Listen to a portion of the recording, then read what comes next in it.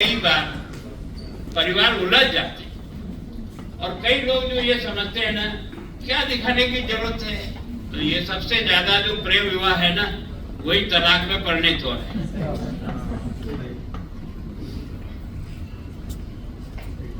ये जो समझने वाला जो अंतर है वो मैं सोचता हूँ कि कोई ऐसे ही कपोल कल्पित कहानियां नहीं बनाई, बहुत ही साइंटिफिक तरीके से जीवन की क्रिया को समझाने का प्रयास किया है। कौन सा यज्ञ होगा जो बिना ज्योतिष के होगा?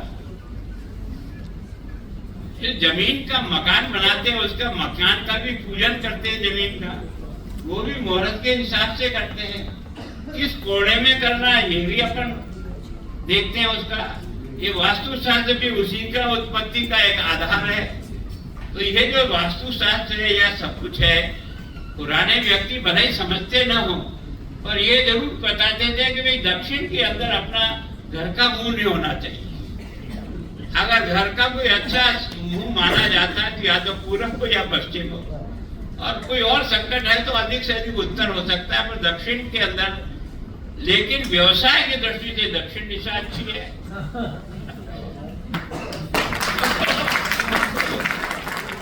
ये कुछ चीजें ऐसी सर्वसिद्ध है जो सामान्य व्यक्ति भी इसके बारे में जानते हैं।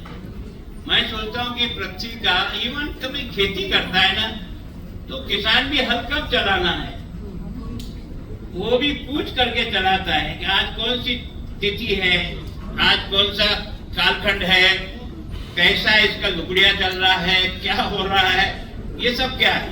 ये ज्योतिष की गणित है। तो मैं सोचता हूँ कि इसकी आवश्यकता पहले भी थी, आज भी है और आगे भी रहेगी। और ज्योतिष के कारण से व्यक्ति को भयभीत करना हमारा काम नहीं है। अगर हमने व्यक्ति को भयभीत किया तो व्यक्ति आधा तो ऐसे ही कमजोर हो जाएगा। हमें उसका रास्ता बता करके उसको उस से निकलने के लिए तरीका बताना पड़ेगा जो हमने अध्ययन किया है। तो मैं सोचता हूँ आप सब लोगों का तो बहुत अध्ययन है, हम तो ऐसे ही टोरा मार काम करते हैं हमारा अध्ययन तो है नहीं, पर हमने नेतृत्व का लंबा समय जिया है तो हमने सब परिस्थितियां देखी है। मैं वास्तव में ऐसे घर भी देखे हैं जो बहुत माला माल थे लेकिन उनको उजड़ते हुए भी देखा है, और ऐसे परिवार को भी देखा है जो अभाव में जीकर, जिसकी माँ ने बर्तन मांज करके भी अपने बच्चों को पढ़ाया, लेकिन वो इतना ऊंचाई पर गया तो भगवान कभी कभी किसी के साथ कुछ खोजता है तो वापस देने का भी प्रयास करता है। कभी भी भगवान खाली हाथ नहीं भेजता है। ये हमारा विश्वास है। अगर हमारा विश्वास है ना तो हम उसमें से रास्ता निकाल सकते हैं। अब ये पूजा पाठ क्या है? मन के संतोष और शांति के लिए है, ताकि हम सही रास्ते पर चले, हमारे विचार ठीक हो, हमारा सोच ठीक हो, हमारी दिनचर्या ठीक हो, हमारा चाल चलन ठीक हो। ये सब उसी में से सीखते हैं। तो ये लोगों को लगता होगा कि वैसे ही कपोल कल्पित कर रहे हैं, ऐसा नहीं है। भगवान से मांगने जाता है ना, कोई नहीं मांगता मैं डाकू बनूंगा। कोई भी कैसा भी आदमी चला जाएगा तो भी वो 2 मिनट अच्छे विचार करेगा। तो वास्तव में ये जो ज्ञान है ये एक तरह से बहुत बड़ी अपनी दौलत है जिसके भारत पहचाना जाता था, आज भी पहचाना जाएगा, और भविष्य में भी अगर भारत दुनिया का नेतृत्व करेगा ना तो ज्ञान के आधार पर करेगा, कोई धन दौलत के आधार पर नहीं कर सकता। हमने कभी विचार किया नहीं, हमने हमेशा कहा वसुदेव कुटुंब, सर्वे भवन्तु सुखी सर्वे सन्तु निरामया। ऐसा शब्द कोई नहीं बोल सकता दुनिया में।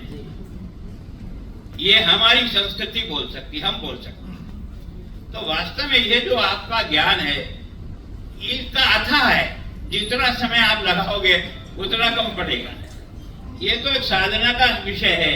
अब इस साधना में कौन कितना अपने आप को खपा पाता है वही कर सकता है ना।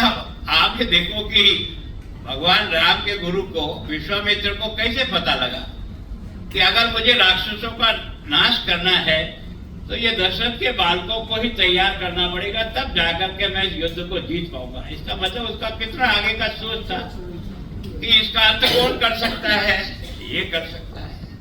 तो ऐसे ही मैं सोचता हूँ जो कुछ अपने यहाँ परिवर्तन का जो दौर चलता है वो ऐसे ही चलता है। आपने देखा होगा कि हम सब लोग बड़ी राजनीति में, मैं 50 साल से 40 साल से काम करता हूँ, ऐसा लगा यार राजनेता का इतना क्षेत्र नीचे कैसे जा रहा है। एक समय जहां सब कुछ कुर्बान करके लोगों ने देश की राजनीति में प्रवेश किया, जिनके कपड़े खादी के थे और जिंदगी में एक दाग नहीं लगने दिया, अब ये सारी की साथ देश जो है काली कैसे हो गई और इसके प्रति नफरत कैसे हो गई।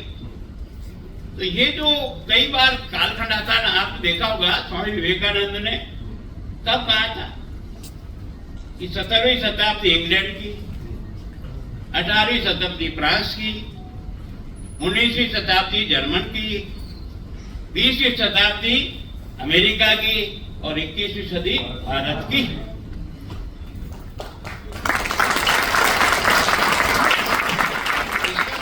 कोई तो चमत्कार था यार।